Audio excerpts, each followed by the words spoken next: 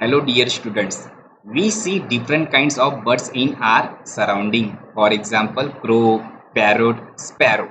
Which bird make the nest for its young one? Yes, it is a sparrow.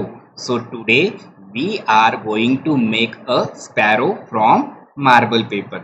तो बच्चों आज हमें marble paper से sparrow making करना है। तो सबसे पहले मैंने एक डेमो वीडियो बनाया है और आपको वो डेमो वीडियो ध्यानपूर्वक देखना है। तो चलो हम डेमो वीडियो देखते हैं। यस।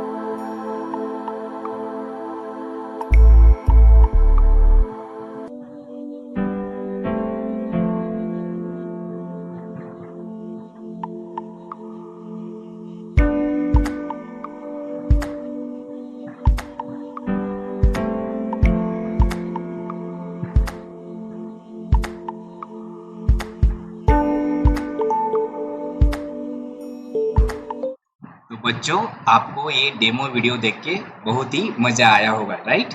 अभी आप ये एक्टिविटी करने के लिए आप बहुत ही एक्साइटेड हो। ओके, तो अभी आपको क्या करना है, marble paper, drawing book, glue, sketch pen, ये मटेरियल यूज करके और स्टेप्स फॉलो करके आपको स्पैरो मेकिंग करना है। यस, और वो स्पैरो मेकिंग होने के बाद आपको ड्राइंग बुक में पेस्ट करना है। Yes, So today we have understood how to make paper sparrow. Okay, thank you.